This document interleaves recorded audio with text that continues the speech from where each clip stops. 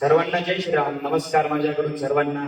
माझं नाव अथर्व कैलास जोशी, मी राहणार सोंडी, तालुका येवला, जिल्हा नाशिक.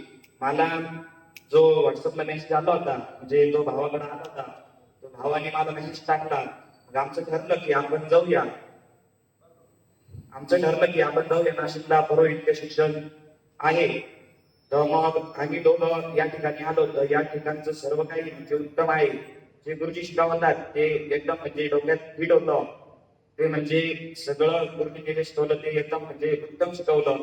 त्याच्यामध्ये समजा मला आता शेत होतं, पण त्याच्यातले ऱ्हस्व दीर्घ जे काही असतील ते म्हणजे समजत नव्हते, किंवा मग हे होत असतील, चुकत असतील, पण ते गुरुजींनी समजून सांगितले. सर्व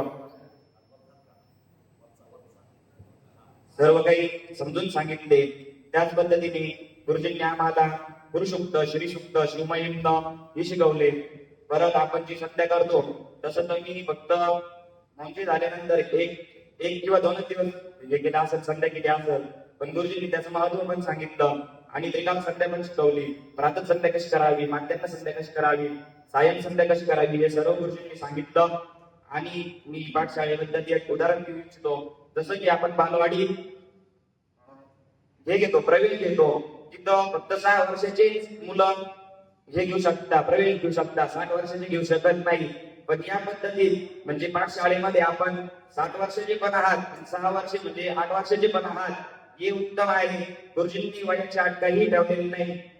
आणि मी पुढच्या पिढीला म्हणजे माझ्याच पिढीमधल्या त्यांना हे देऊ इच्छितो की जे कोणाला यायचं असेल त्यांनी नक्कीच या. गुरुजी मे महिन्यात ठेवतील परत पुढच्या वर्षी, किंवा ते सांगतीलच. तर तुम्ही येऊ शकता. आणि उत्तम प्रकारे आहे. आणि आमची सोय सुद्धा म्हणजे चांगली होती.